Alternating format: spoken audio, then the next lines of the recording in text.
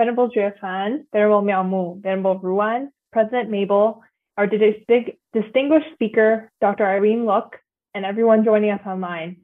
Zhixiang and good evening. My name is Joanna. I am a member of the BLIA Radiant Legacy Subchapter, YAG member, and I will be your MC this evening. So just to start with some housekeeping, there will be opportunities for some question and answer towards the end of the lecture. Please kindly put your questions in the chat box. This will be monitored and addressed towards the end of the lecture. Please kindly keep your mic on mute when you're not speaking, and this will give everyone the best audio experience throughout the whole evening. We also kindly ask you to stay until the end of the lecture for online group photo. We are delighted this evening to have Dr. Lok here with us tonight to give the English lecture on the Dunhuang Iconography, the art of enlightenment.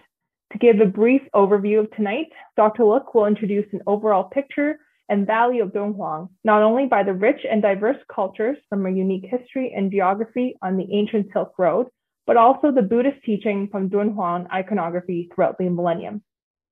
We will begin by welcoming the abbess of Shan Temple of Toronto, Venerable Shan, to say a few words. Thank you so much, Joanna, and really good to see you again. And definitely this is a special night that we have a chance to meet Dr. Irene Lok, that able to give us this special talk. As probably some of you have joined us last month for the Chinese Dunhuang Iconography from Li美贤老师. And then I think this is really interested, and definitely this English speaking talk will benefit our English community. And we are really looking forward. And with Dr. Lok, specialty and your sincerity, and then we actually thank you for accepting our invitation to give us this special talk. Thank you so much, and looking forward and for this talk. Thank you. Thank you, Venerable Shan. It's very nice to see you as well online. We will now welcome our lecturer of the night, Dr. Irene Lok. Dr. Lok is a research associate and the professor at the Center of the Study of Humanistic Buddhism at the Chinese University of Hong Kong. One of her many classes in the Master of Arts in Buddhist Studies program includes Dunhuang Buddhist Iconography. She is an artistic consultant at the Raozhongyi Petite École of the University of Hong Kong, member of the Chinese Dunhuang and Turfan Society. Additionally, Dr. Lok is also a member of the Special Projects Assessment Committee of the Zhao Study Foundation. She has published academic papers on Buddhist study, Dunhuangology, humanistic Buddhism, and spoken her work internationally. Her book entitled Contemplating the Mind at Ease, Origin of the Guang, Festivals and Worshipping in Hong Kong has been awarded the Next Writer Publication Funding Scheme by Hong Kong Publishing Federation. Most recently, the book has also received the Hong Kong Publishing Biennial Awards by the Hong Kong Publishing Professional Society in July of 2021. Without further ado, let's give a warm welcome to Dr. Irene Lok. Thank you very much, Venerable Shan and Joanna. The introduction sounds better than the person is. I'm very happy to see you all online. Especially I see some old faces, my teachers, my classmates, and some new faces, new friends online from this great event. Let me share the PowerPoint here now.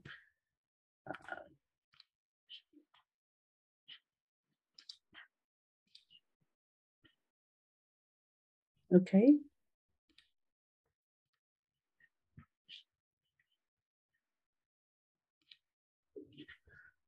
So now you all can see the PowerPoint, right?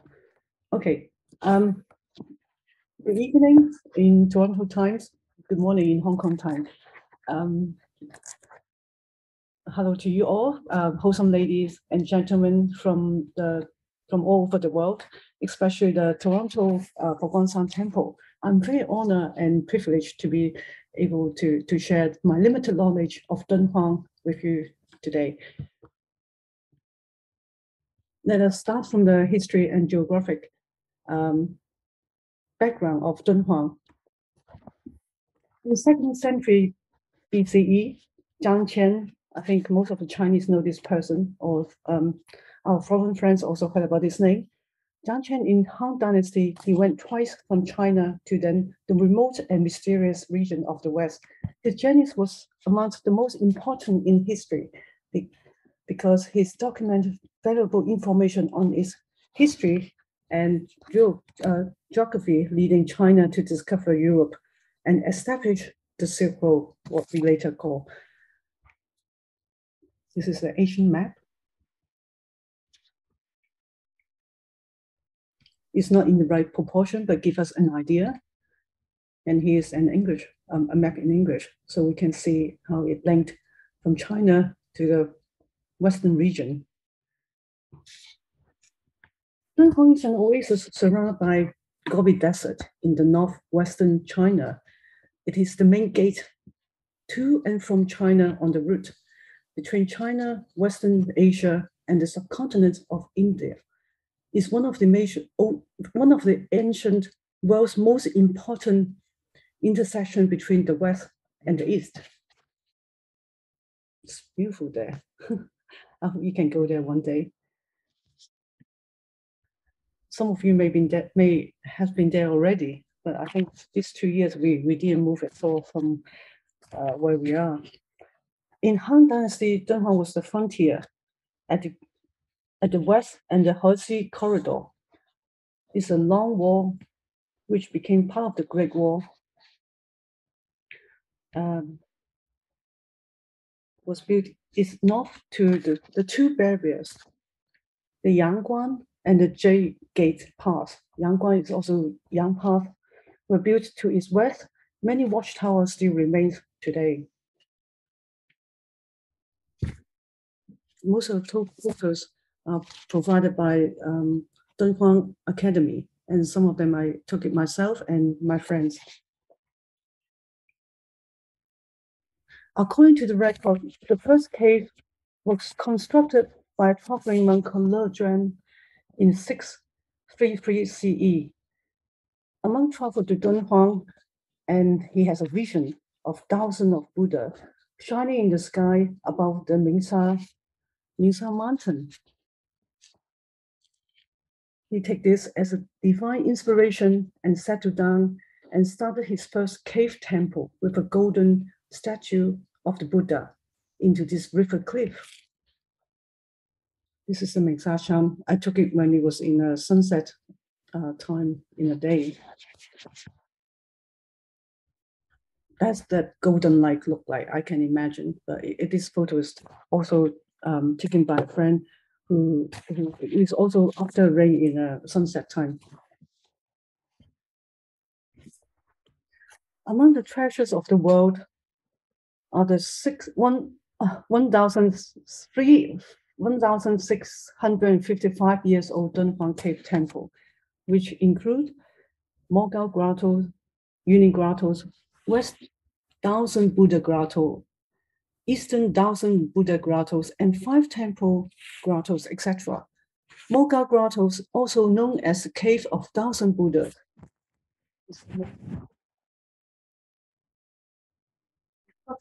became a trend for over 1,000 years, from 4th century to the 14th century. Cave art is an invention of ancient Buddhist, Indian Buddhists. Dunhuang Iconography is a witness to the tolerance and fusion of different cultures. It didn't inherit one single style. Instead, it merged with many different influences from the metropolitan China, Central Asia, and India.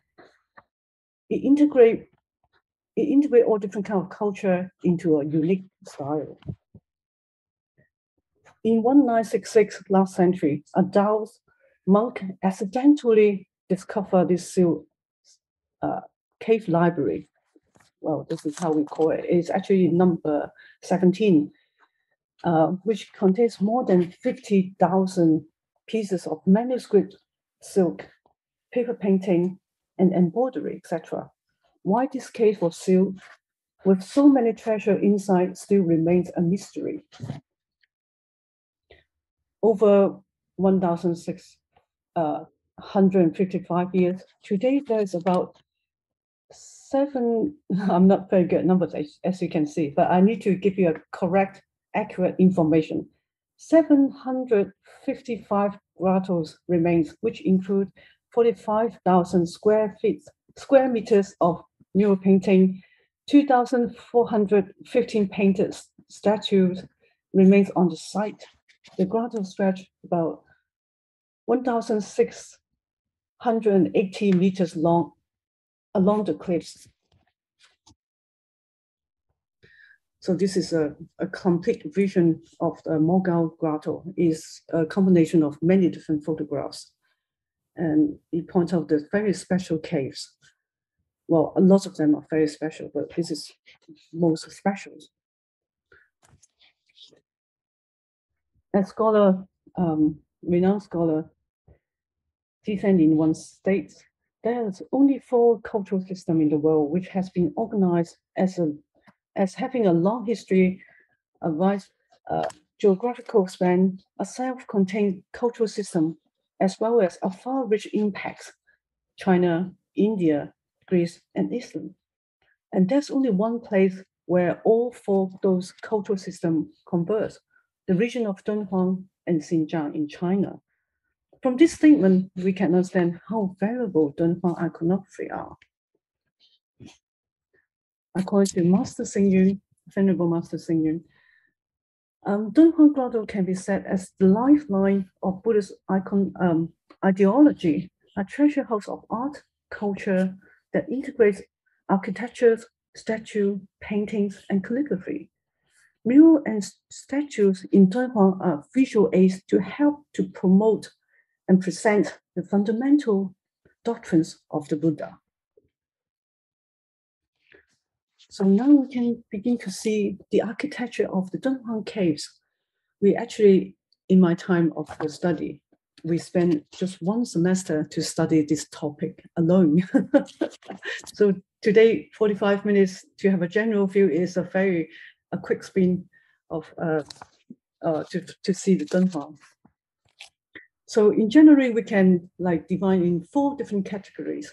One, the meditation caves, the central pillar caves, assembly caves, and all kind of other types. For example, this one here, one of the earliest caves, cave 285, it's a very large cave. This different type of caves based on the construction style inspired by various religious practice and the influence from India and Central Asia, and the needs of people of different period of time. Meditation caves, the earliest type, has a square or rectangular main chamber, which the meditation cell opens along both sides of the west niche. Design was inspired by the Vihara type of India, which is those found in the Ajanta caves. Central pillar caves. Not yet. This is also a 285. You can see it's a large hall, and with individual small cave is just about to fit 1 person sitting in. So this is the second type, central pillar cave. The square shape is the central pillar. This type is for gathering and worshipping. It's a square or rectangular assembly hall with a main niche. It becomes very popular. Oh, sorry. This is for with a flat ceiling and a back portion of the cave is also an influence from the Indian style. So if you can see, it's strongly influenced from the Indian style. Is the earliest caves in Dunhuang. Before they established, the Chinese established their own style in Tang Dynasty. So the third type, assembly hall, it looks like you can see, looks like a square shape, like a classroom for for today, like, so this type is for people to gather and worship. And this type of caves becomes very popular in Tang Dynasty onwards. Is the most caves in Dunhuang are on this type. Others, there's many others, but for example, since the 8th century, this special type of caves were constructed like very small square cave with a painted statue of a prominent monk in it. For example, this is the library caves, cave 17, with a statue of Hong Bian, the monk called Hong Bian, which where the cave served as a memorial chamber. Also, there's other kind, like a large one, like for the Nirvana caves we will talk about later. So statue, painted statue, the polychrome statues. This picture is actually very variable. It took me months to get these pictures. So there's about 2,415 statues remaining in Dunhuang. Although many of them were restored in Qing Dynasty, that in a way is damaged because it looks totally different. So those still untouched are very variable, very variable. The art style of Chinese Buddhist statues are originally influenced. So we have to look at the one of the earliest caves as, for example, this one, cave 275. As we can see, this originally strongly influenced by the Indian style. Which kind of Indian style? There's different type.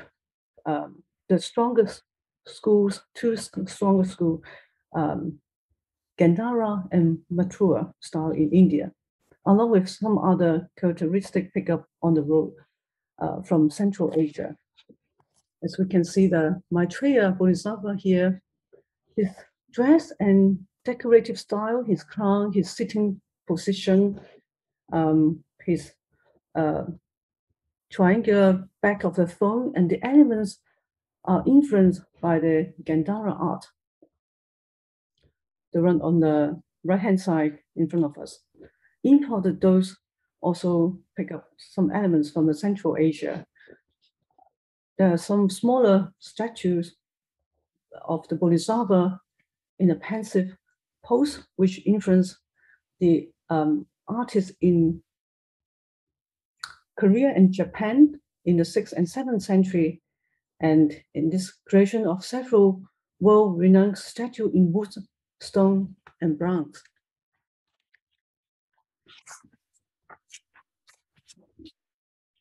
In Dunhuang, when we can see the statue of the Buddha, Bodhisattva, disciples, heavenly kings, the others, in the earlier period, they're usually a Buddha by himself or with two flanking Bodhisattva in the main niche on both sides.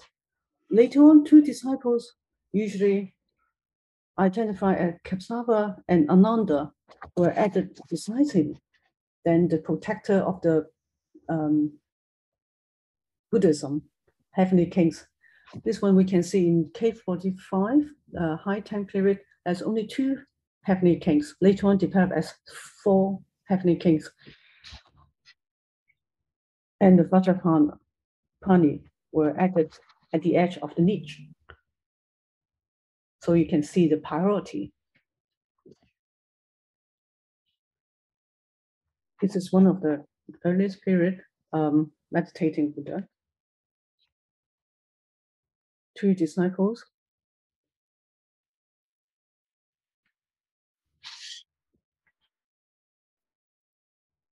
This Bodhisattva statue now is not in Dunhuang, it's in Harvard University. Heavenly Kings and Hercules, Vajrapani, so masculine and so 3-dimensional. imagine is from the 1,000 over 1,000 years old, 1,000 years ago. So it was very advanced knowledge and very high standard of art. According to the sutras, Buddha has 32 auspicious signs, some of which become stereotypical for his images. The image of the Buddha, usually dressed in a monk form, are sitting or standing in different poses with different hand gesture. Their robes are worn with right shoulders exposed or two shoulders covered. The Bodhisattva, well, this is the sutra. It was translated in Qing Dynasty, but the statue was in Tang Dynasty. And as you can see, they are quite matched. They are in the right proportion. This is a copy from Nepal. Bodhisattva.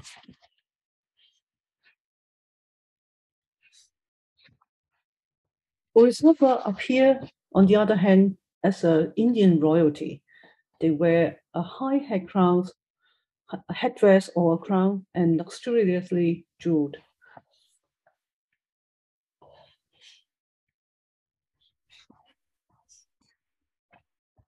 Two giant Buddha statues made in Tang dynasties reflect the strength and confidence of the empire. The statues in general was in proportionate, radiating health and elegance. This is cave 96, as you can see earlier, very tall, and this is behind the 9 levels cave building. It's a landmark of Mogao Grotto, also is a landmark for Dunhuang Grotto.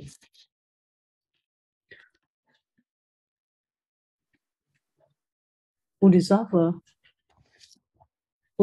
underwent further feminization.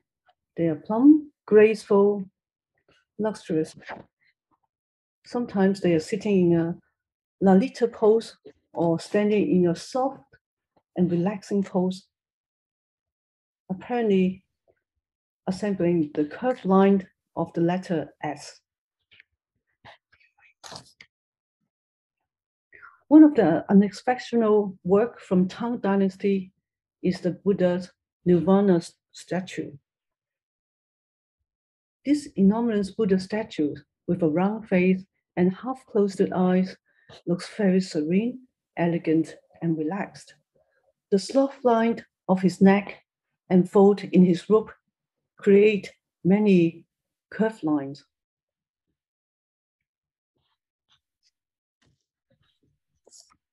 The enlightened Buddha Bodhisattva standing behind the Buddha on the mirror,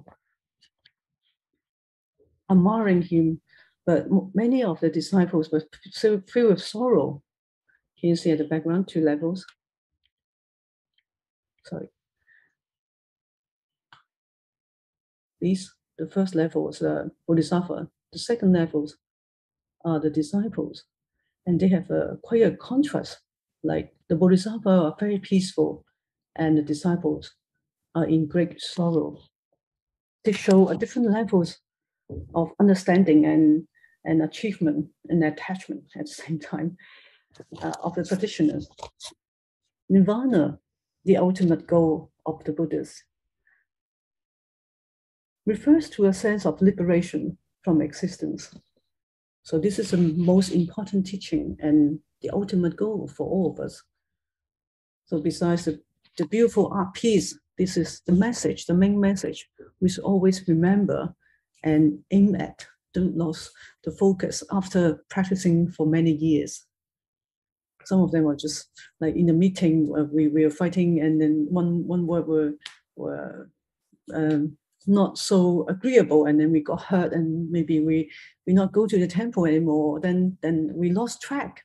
So this is something we should always remember. So this is the task, and this is the focus, and this is the goal, the way towards our Buddhahood. Mirror.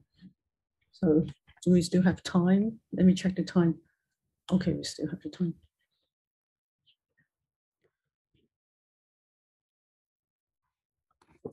We're on the right track. This painting is a combination of two pictures because this is actually lost. The one in the middle is also in Harvard University. So people combine the picture again. This is a complete picture before it was taken away. Mural, there's 7 types with images, narrative of Buddhist story, historical story of the Buddhist event, narrative from the sutra, Jin Ben, Fritian Apsara, portrait of the donors, very important, decorative pattern and the ceiling, Zhao Jing.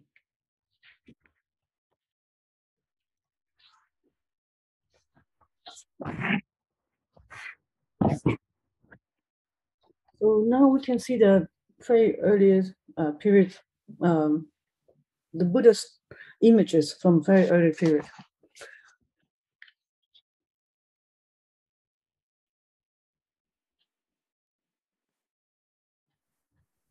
The image of Buddha, disciples, Bodhisattvas in the main niche was worship, were the main worship object and draw most attention in a cave temple. In the wall area, there's only with a few or no statues, but the painting images on the mural along the side are also very important. Preaching Buddha, Sofatu, usually in a group, and very popular during the early period. For example, like the one before our eyes. The early preaching Buddhas looks very dignified, with many thanking Bodhisattvas standing in a soft waving pose are very lively. Unfortunately, the fresh color has been darkened over the time due to the oxidations of lead in the red pigment. So now we understand why it got this like darkened skin. That's not the original color. That's because it's oxidized. Because of the material the artist used for the painting. Apart from the Buddha, the image of the Buddha, there are 4 most popular Bodhisattva images appear on the murals. Manjushri, Avalokitesvara, Siddhigarbha, Samattabhadra. Beautiful image of this cave is actually very famous. If you go to Dunhuang, you have to see these caves, or you visit one of the main points of going to Dunhuang. They have been very popular then and now. That's Thousand Hands, Guang, Avalokitesvara. This is cave 3, usually not open. Later on, I can explain which caves open, which cave doesn't. Siddhigarbha on cave in cave 45. This one is famous in Yulin. The second type, narrative of Buddha stories. What stories of the Buddha we are interested? Well, we can imagine if Buddhism is something we never heard before, we ought to know what about him? What is he? What have he done? Why we worship him? What is his life story? So in the earlier days, in earlier period, the painting is about his Buddha himself, his story, his lifetime story before and after he got enlightened, his as a prince and his preaching. So this is the 2 scenes, like picture about the great events in his life, the departure, the great departure, and the enlightened moment. Imagine a handsome, wealthy prince escape from palace in the night, abandon his beautiful wife and son. You know, why is he looking for so important, and what to do with us? Then this is something we ought to know. So the narrative sequence began in Western white, the mode of the expression from painting to painting, from a single theme in groups, in episodes, illustrations of sutra in panels. In earlier period, the theme was about the life of the historical Buddha, Sakyamuni, and his previous life, also as we know as Jataka tales, the basic teaching of cause and effect. This is one of the Jataka tales, the Dear King. This is how it showed in the different episodes. Below is the donors. It was quite small in the early period. How he sacrificed himself and do offering. So this is much he had accomplished because of his, he done his homework. So in many lives, this is how he achieved his Buddhahood at the end. So this is about cause and effect. This is also in cave 285. Without this picture, we didn't know how the world was like in 5th century. So it's about the story of the Buddha, historical Buddha, and the basic fundamental teaching of cause and effect. The third type is about Buddha's event. For example, in this cave 323, there's about 8 stories in total on this in this space of the walls.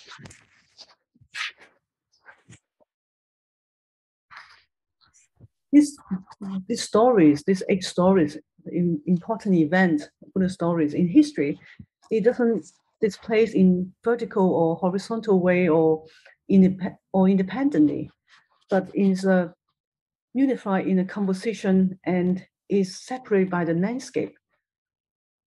How mature this technique was, landscape drawing called, for example, this is the one I mentioned. This piece is now in Harvard University. It was taken away by Warner last century. Oh, yes, this kind of style, landscape style called boneless style. There's no outline was employed. So they used the landscape to separate different scenes, different scenery. Narrative from the sutra, Jingbian, because of sutra, they develop a very different painting, mirror painting. Visual art, visual aids are very helpful in propagating religion's doctrines. Not so many people can read in the old days, especially for a long and complicated sutra. Illustrations from sutra are depicted in Dunhuang, like the Lotus Sutra, the Dhammapadika Sutra, Sutra of Golden Light, Sutra of the Wise and the Foolish, and Sutra about Maitreya, Amitabha, Medicine Buddha, etc. For example, in this painting, there's 3, you can see it like 10 different squares. So there's 10 different sutra here. So if you visit this cave, this is cave 85, you chant, you understand, you study 10 sutras. So imagine how many times you need to spend in this cave to study all the sutras. This is Guang Yin Sutra, also the Universal Gateway chapter in Lotus Sutra. So they use the whole wall for this just one chapter, one Universal Gateway chapter. The story scenes in Dunhuang start with one single painting and develop into a complicated episode. The Jataka tales in the earlier period has more influence, more foreign influence. The style is quite simple and bold. But since the 6th century, artists apply the vertical composition with landscape and buildings. You see beautiful landscape. And buildings, you can see these buildings. And it's a style from metropolitan China. used to enrich the contents and create complexity. Since the high tang vertical margins were very popular and were usually painted on both sides of the main theme, the Pure Land. So this is the sense of Pure Land. And this is the two vertical margins. Episode drawing, which is apex in high tang, but less important in Dunhuang murals afterwards. Buddhism has been very popular at the time, and the basic doctrines like Shakyamuni life story and the Jataka tales were already well known. So those depictions were no longer neat in details, while the depiction of Pure Land or the pitching scenes of the sutra became more attractive. This is another example of the two vertical margins. And this is the main theme in the middle, the Pure Land.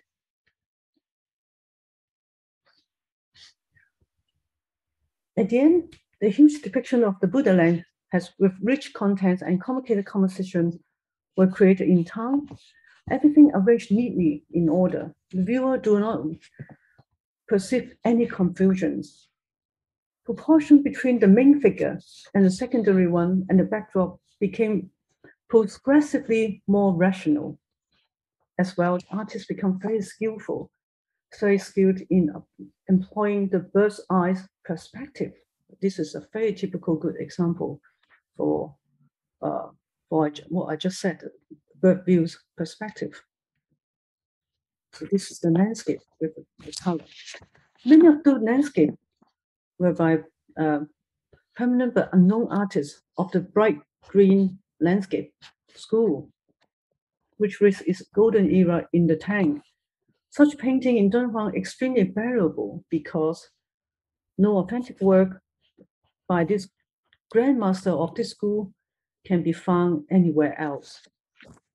So we are very lucky to see this kind of like bright green landscape. You may not have heard or haven't seen one before.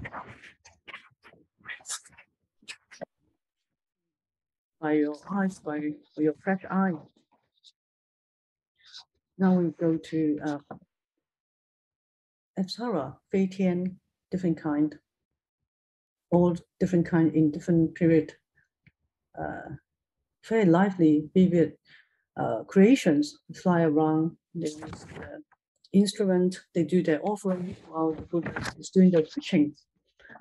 Decorative painting and jiaoji. The lotus, now we can see the one in a round shape in the middle, in a square shape. The lotus is one of the most important metaphors in Buddhism. Its most common motif in the murals in Dunhuang. The flowers grow in muddy pond, but raise their blossom clean, beautiful, fragrant, rise above from the muddy water. It symbolizes the transcendence and purification. That's what we like for ourselves as well. So the jiaojing, the decorative ceiling of an assembly hall cave, has the most attractive pattern. They fill with fronds and geometrical design shaped like a square canopy, symbolize the heaven and the imparting of a splendor and dignified aura. This also characteristics of the Chinese cave temple. This is another very good example of the jiaojing, of the decorative ceilings. Another one, the pattern, many different kind of pattern. This is one of the millions. The portrait of the donors. This is near. Okay, we still have a bit of time.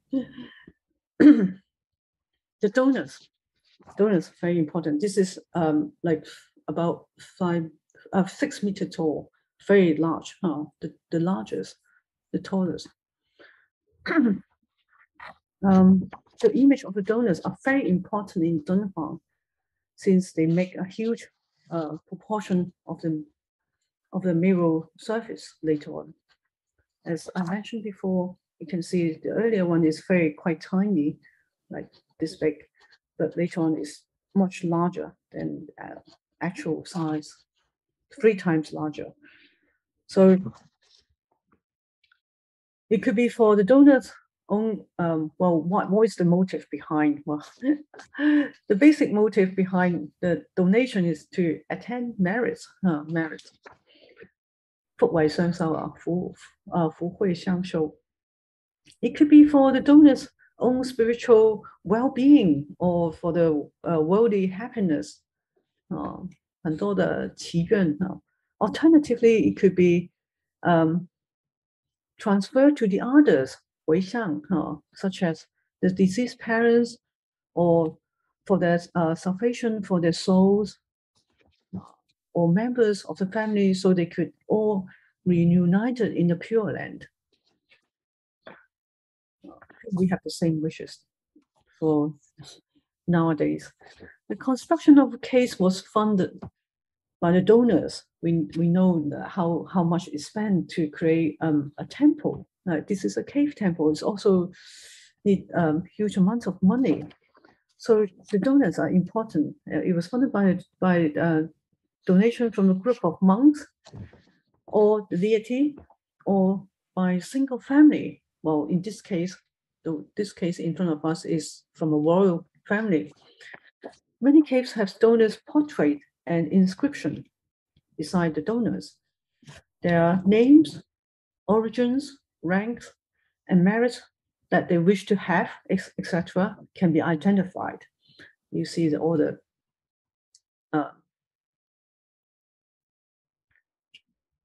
inscription here. So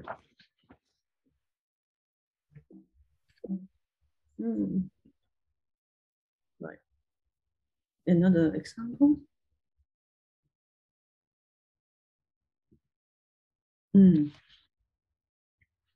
This one shows how delicate of the murals. Only over 100 years. A lot of damage, like this inscription.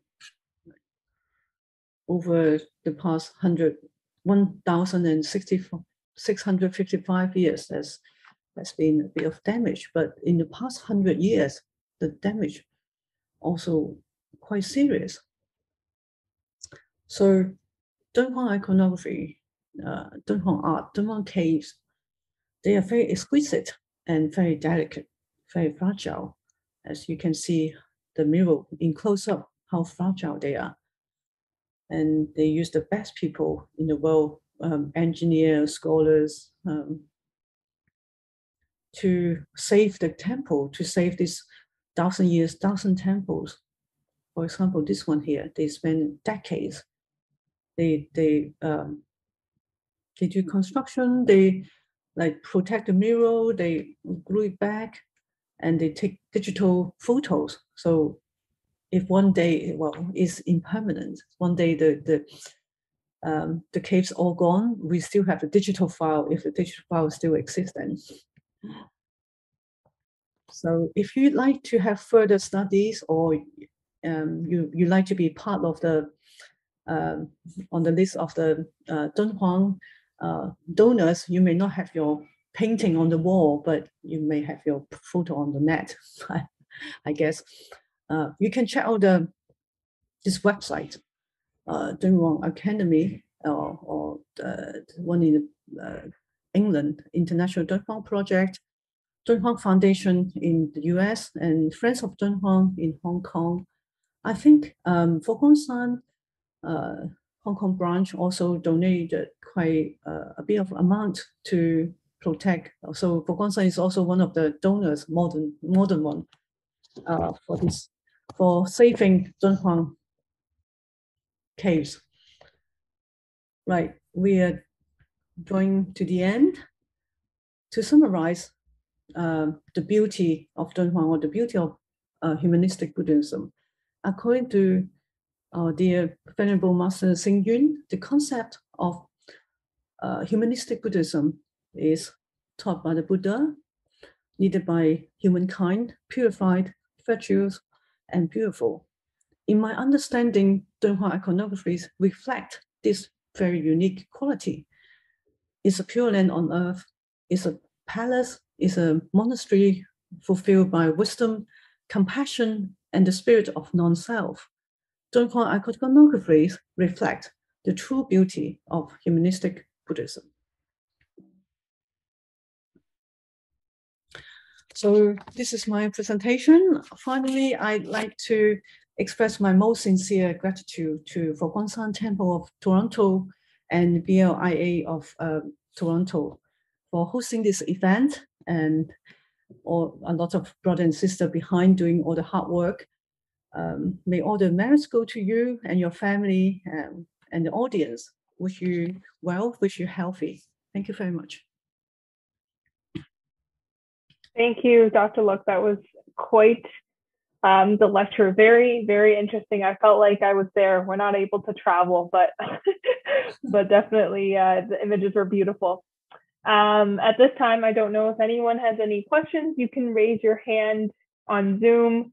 And if you're joining us on YouTube, you may leave a question or a question in the chat box. If anyone has any questions, this is a good time to ask.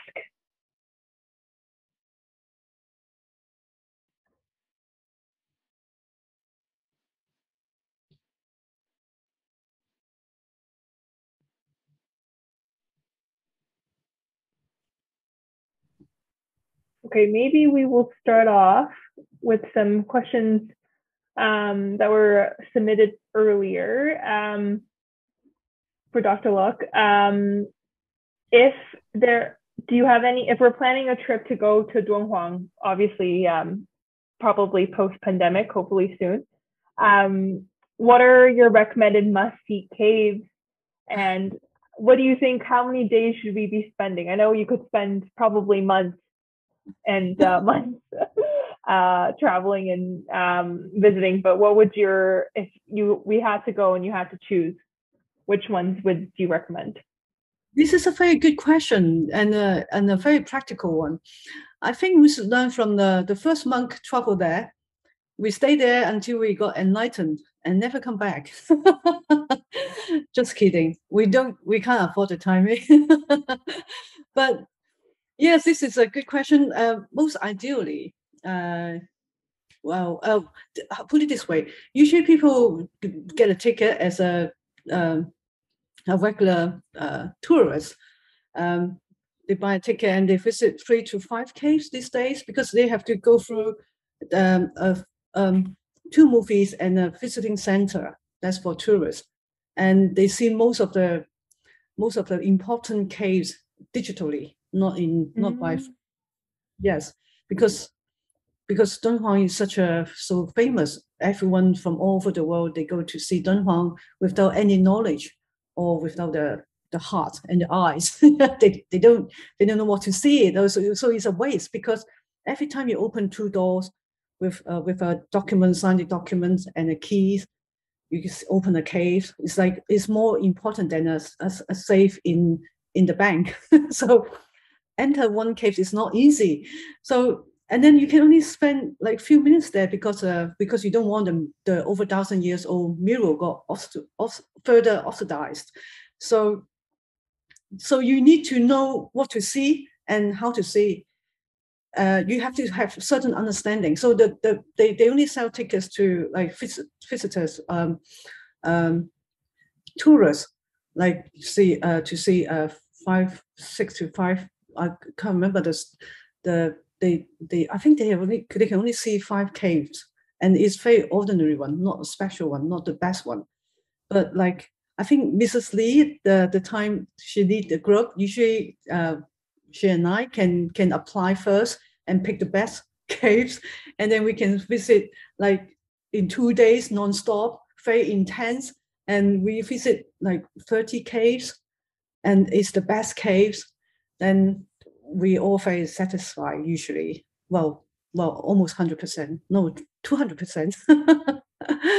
But don't waste the caves. You know, they're 1,000 years old, and they are so delicate, and we have to have the knowledge. We have to have the level of understanding, like cultural level, and of course a little bit of academic. And the best one is, I always like to go with my students, especially my master student in the Buddhist studies program. One of them, well, a few of them, they are monks and nuns, and they will quite emotional, even though they are like postgrad students. Even they are like some of them got a few master degree, and they are like with a middle-aged gentleman. They still just cry, just burst out and cry because they say, oh, because for Guang monks and nuns, they are very good at chanting. Once they chant, we have this, usually have this special arrangement. We chant in the cave 158. We chant the Heart Sutra, and then you just cry non-stop. And I don't know, to laugh or to cry with them. So it's very touching if you dare and see, and with a giant Buddha lying in front of you and telling us, you know, don't waste time, work harder, you know, attain Buddhahood sooner rather than later. Is very touching. So I think this is like, apart from Foguanshan Temple, Dunhuang Temple is somewhere you have to visit in this lifetime. But other caves, like cave number 3, the 1,000 arms, 1,000 eyes Bodhisattva, Guang Bodhisattva, is not open at all usually. So you can ask again, and we try to arrange. Yeah, this is, well, because some of the caves are very small, and they haven't done any protection yet.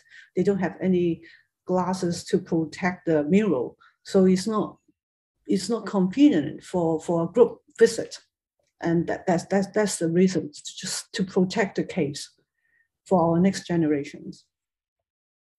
The best time to go to Dunhuang will be springtime and autumn time. My last visit was 2 years ago. This time it was cold enough for people in Hong Kong, but for our friends in Toronto, that should be no problem. Because you can see probably the snow, but that time I miss it.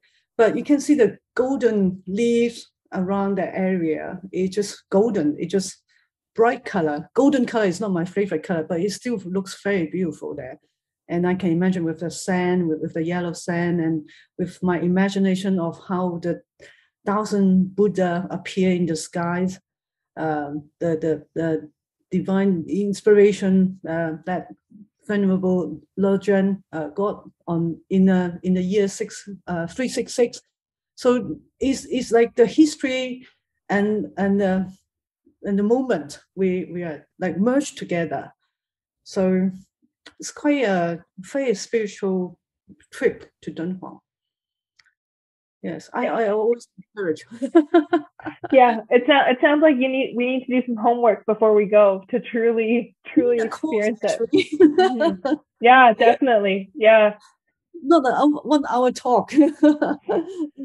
It's only give you a first impression only. Yeah, it's too much to study, too deep and too high and too broad. Yes. Yeah, and the images are quite beautiful. Yeah, so I need to do more homework to prepare for my trip, for sure. So we have a question from Zoom. The picture about Vaharapani, am I saying that? Also written as Hercules. Can Dr. Lok explain more about it? Is it also shown same as the Tibetan Vaharapani?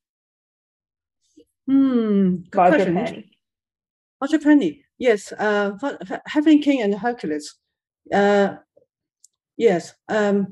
One from K45 is very famous, and because it's so three-dimensional, use the arm and neck and stepping on a little ghost, so it protects the world.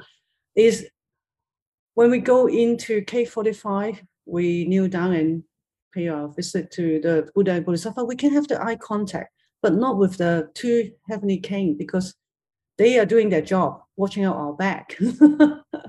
Because in the Golden Light Sutra, Heavenly King heard the Buddha preaching, his teaching, and he make his offering, not by the donation, but it's a kind of donation. It's not by money, but he said, okay, the teaching is so wonderful, and I want to join you, the Buddha, and I like to have more people to hear the Dharma.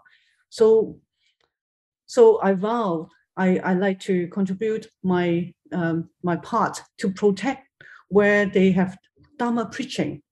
So this is how and where that Heavenly King come from.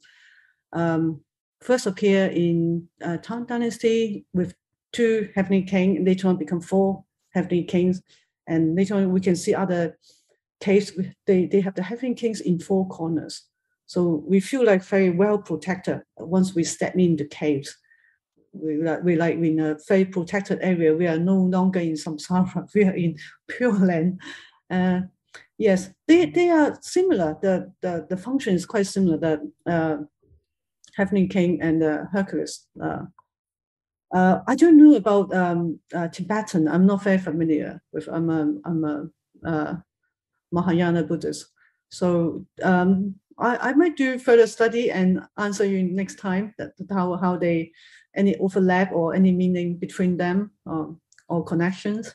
But it's interesting. We always have some interesting topic, then we can go to have a further research. Yes, good one. Thank you.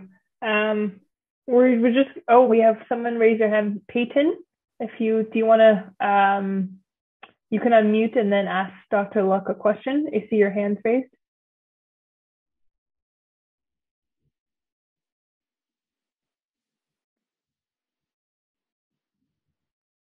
Hold on, let me see if I can unmute.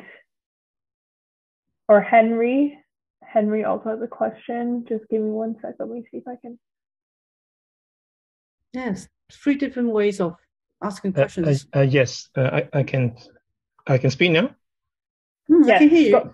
Go ahead. My question is the cave established by Le Duan in AC 366 can be still located now? No longer. No. Yes, we only have this inscription from the cave, but the actual cave that mentioned, the first cave, no longer exists. But some scholars suspect is in the middle of the grottos. No longer. I have the same wonder. I want to visit that cave too. Yes. Thank you. You're unmuted. Go ahead. Yeah. Thank you very much, Dr. Lok. Your lecture reminded me of some of the classes that I took with my professor when I did my PhD. I took a course on Buddhist architecture, and my professor, David Waterhouse, used to show me many of the slides that he took at Dunhuang. But the slides that he showed me were more like close-up images of the paintings. And what struck me when I looked at the PowerPoint slides that you showed us were more from a far apart kind of angle, so that we could take a look at the entire cave. And when I said I was struck, because I was thinking about I was looking at the wall and the ceiling inside the cave, which to my surprise seems to be very flat and smooth. So I'm wondering what kind of process was involved before these murals and paintings were done inside the caves. How to make the wall and the ceiling so ready for that kind of art. Yes. Thank you, Dr. Professor. It's a good question. I actually have prepared that part, but I always over prepare and I have to cut quite a lot for this 45 minutes presentation. Yes, they usually put 3 layers to smoothen the surface before they start the painting. So that's a bit of work before. Yes, it's a good question because they are sandstone material on the cliff. So they need to smoothen the surface before they start the drawing, the painting. You mentioned, because today we only got an hour most, so I just give you an overall view. So I give you an overall view of the painting and the caves as well. I once gave a talk, just one mural, one painting. I spent 2.5 hours, so we can like look in every details. Or like for other subject, maybe not Buddhist studies, maybe for others architecture or some others, they use the material in Dunhuang, so they need a particular details from the mural for the class. So today is a different perspective. We just have an overall view. So if you want more details, there's a course in Hong Kong U and CUHK. You are most welcome to join us next year. It's time for advertising. Thank you so much. Thank you. Or we exchange in the future in the academic field. Yeah. Thank you for your question. Yeah, this is something I didn't mention in the presentation. Yes. Yeah, thank you. Thank you. And just to share my 2 cents, I really like the question before me about Vajrapani as Hercules. I never came across a translation of the name this way, but I think the name Vajrapani means Vajra means the Vajra, yes. Diamond, an indestructible substance, and Pani means the hand. So the hand that is holding on to the Vajra, which carries the meaning of great power, which I think is the reason why the Hercules, the name was used in this kind of translation. Yeah, thank you. Yes. Thank you very much for your sharing. Yes, yes, important information. Thank you very much. Very great questions. Do we have nothing from YouTube? I don't think. I'm getting. Does anybody have any last minute questions? You can raise your hand. We have a question in Zoom. Who owns these paintings? Non-self. We need to remember that. That's what we are learning and practice in daily lives. Thank you, Dr. Lok. Yes, we're all responsible. We don't own anything. Only our own karma. Yeah, I think that's a very good answer. And you mentioned a lot of these paintings are very old, so we need to work really hard to preserve them and to keep them for the future. Very important. Very serious issue. Otherwise, none of us in the future can see them again. Yes. Okay, so we are coming towards the end of the night. I'd like to thank Dr. Lok again for a great lecture, and thank you to our participants for some really good questions.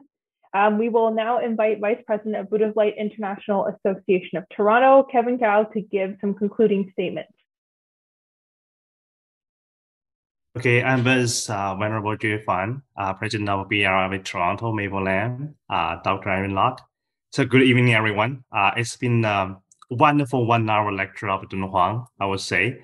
So on behalf of BRI of Toronto, I would like to say thank you to Dr. Lok for taking time out of your very busy personal and professional schedules. I know you said you spent many hours for preparing the presentation material for tonight. So once again, thanks a lot for your great effort.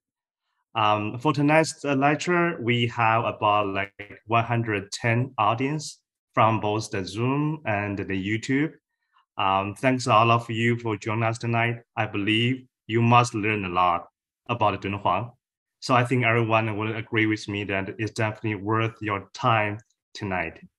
Hopefully we can go to Dunhuang soon, even though nobody knows how soon, right? like the Dr. Irene Lok said, really interesting. I would like to say, I want to go to Dunhuang to recite Heart Sutra at K158. That'll be, and crying with all the venerables there. That'll be very, very special trip for me. Okay. At last, I will wish everyone here has a great, peaceful evening and enjoy the rest of the life. Thank you, Dr. Irene Lok. Thank you, everyone. Omitofo. Omitofo. See you next time. Thank you, everybody.